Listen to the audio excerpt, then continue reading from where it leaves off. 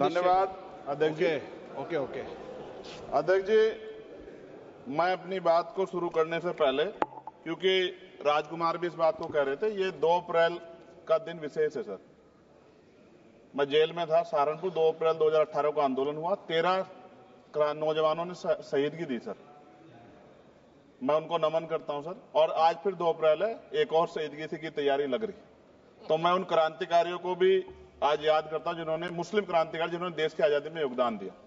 Sir, अंदाजे जमाना कहता है कि मौजे हवा रुख बदलेंगी, अंगारों से गुलशन फूटेगा, शबनम से सरारे निकलेंगी।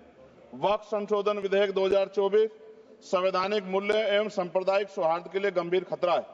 वक्फ संशोधन विधेयक 2024 संवैधानिक अधिकारों, विधिक सिद्धांतों और धार्मिक स्वतंत्रता पर गंभीर आघात है। विधेयक वक्फ प्रबंधन को कुशल और प्रभावी बनाने का दावा करता है, लेकिन इसके 44 संशोधन इन वादों को पूरा करने में असफल है। हमारा मानना है कि इस संशोधन से स्पष्टता, साक्ष्य और मूल कारण विश्लेषण का अभाव होगा।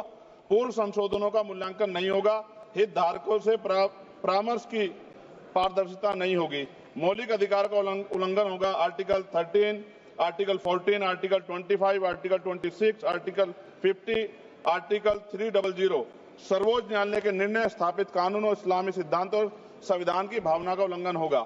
असत्य वादे बनाम वास्तविक प्रभाव, विधेयक सुधार और सशक्तिकरण का दावा करता है, लेकिन वास्तव में धार्मिक संपत्तियों के पुनः वर्गीकरण, जब्ती का प्रावधान संशोधन 39A, ऐतिहासिक मस्जिदों, कब्रिस्तानों को सरकारी संपत्ति घोषित करना, जिससे सांप्रदायिक तनाव पैदा हो सकता है। जिलाधिकारियों को अत्यधिक अधिकार प्राप्त करना, संशोधन 4B। जिलाधिकारी सर सरकार के होते हैं, वो सरकार के हिसाब से काम होते हैं। यहाँ जितने MP बैठे हैं विपक्ष के, इनसे पूछ के देखो कि इनके जिले में क्या हाल है। इनके जिलाधिकारी सुनता नहीं सुनता, MP बैठे हैं, पूछ के देखो विपक्ष के, आपको पता लग जाएगा। सर, धार्मिक विशेषज्ञता या समुदाय की सलाह के बिना निर्णयों से संपत्ति विवाद और विश्वास की कमी उत्पन्न होगी। ट्रिब्यूनल की शक्ति कमजोर करना और मुस्लिम प्रतिनिधित्व हटाना, संशोधन 10B। धार्मिक कानून की त्रुटिपूर्ण व्याख्या और पक्षपाती निर्णय, दानकर्ता इच्छा की उपेक्षा व धार्मिक स्वतंत्रता का हनन, संशोधन 5A। दानकर्ता द्वारा समर्थन वापस, जिससे सामुदायिक संस्था कमजोर हुई। गैर मुस्लिमों द्वारा स्थापित वक्फ सुरक्षा समाप्त करना, संशोधन 104 की समाप्ति। अंतर धार्मिक सौहार्द प्रभावित होगा सर। सदियों पुरानी धार्मिक संपत्तियों पर सीमा अधिनियम लागू करना, संशोधन 27B। कब्जा की गई संपत्तियों की स्थायी हानि, धार्मिक विषयों को दरकिनार कर वक्फ निर्धारण करना, संशोधन 6C। धार्मिक ज्ञान के अभाव में संपत्तियों गलत वर्गीकरण, पंजीकृत वक्फ घोषणाओं को अपराध घोषित करना, संशोधन 312। भय के माहौल में धार्मिक दान में गिरावट, मनमाने सर्वेक्षण को और वर्गीकरण की अनुमति देना, संशोधन 8A।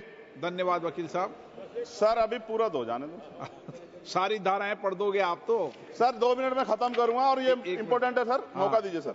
बिना जवाबदेही के बड़े पैमाने पर वक्फ संपत्तियों का पुनः वर्गीकरण, प्रशासनिक भ्रम और प्रभावशीलता को नुकसान पहुंचाना, संशोधन 12D। कानूनी विवादों और कुप्रबंधन को वक्फ बोर्डों की विश्वसनीयता का नुकसान, अस्पष्ट आधारों पर राज्य द्वारा वक्फ बोर्ड को भंग करने का अधिकार, संशोधन 3C। राज्य के व्यापक विरोध प्रदर्शन, धार्मिक लक्ष्य का लक्ष्य, सार्वजनिक हित के नाम पर वक्फ प्रशासन पर पूर्ण नियंत्रण, संशोधन 37C2।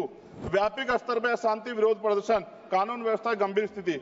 सर, सरकार के उद्देश्य से नजर आता है मुस्लिम समुदाय के योगदानों पर नियंत्रण स्थापित करना, मुसलमानों को उनकी वक्फ संपत्ति वंचित करना, वक्फ स्थापित करने के अधिकार पर प्रतिबंध लगाना, वाकिफ और मुतवल्ली की इस्लामी परिवर्तन करना। इस विधेयक को वर्तमान रूप से स्वीकार करें और समावेशी परामर्श, कानून स्पष्टता, संवैधानिक धार्मिक सुरक्षा सुनिश्चित करें। सर, ये तो बिल पे था सर, क्योंकि आप कहते हैं बिल पे बोलना चाहिए 2 दिन नहीं, लेकिन सर मैं सुबह से सुन रहा हूं सर 2-3 चीजें बोलूंगा सर। जो विद्वान सरकार मुसलमानों की कितनी हितैषी है सर, कुछ कह रहे हैं क्या?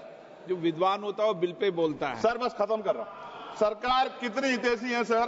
केंद्रीय मंत्रिमंडल में एक भी मुस्लिम मंत्री नहीं है। सच तो यह है कि अभी ईद पे नमाज पढ़ने के लिए भी नए नियम बनाए गए और जो नमाज पढ़ रहे थे उनके पीछे पुलिस कर्मचारी लाठी लेकर खड़ा था, मैंने खुद देखा सर। अगर सरकार इतनी देर सच्चर कमेटी की रिपोर्ट पर चर्चा कराएगी। बिल्किस बानो के आरोपियों का जेल से बाहर आने के बाद स्वागत किया गया सर। मुसलमानों की जमीन की बात है, SC/ST की जो जमीन है वो छीनी जा रही है सर। कानून से ऊपर उठकर मुसलमानों घरों पर बुलडोजर चलाए गए, सबने देखा। सुरक्षा की बात करते हैं, लिंचिंग की गई, मुसलमान मारे गए सर। कावड़ यात्रा में गरीबों के ठेलों पे सुप्रीम कोर्ट ने ऑर्डर किया कि नाम मत लिखवाओ, देश को मत तोड़ो। अंत में सर बात निकली है तो दूर तक जाएगी।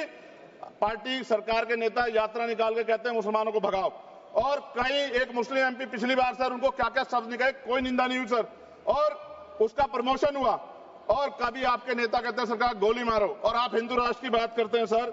मेरा यह कहना है सर, मैं इसका पुरजोर विरोध करता हूं और अपनी एक शायरी के साथ खत्म करूंगा। तो बहुत सुनी मैंने आज दोनों तरफ, जब तक ना बदले जालिम हुकूमत का मिजाज, एहतजाज एहतजाज एहतजाज, और ये तब तक रहेगा जब तक सर अपनी सरकार सोच नहीं होती। धन्यवाद सर।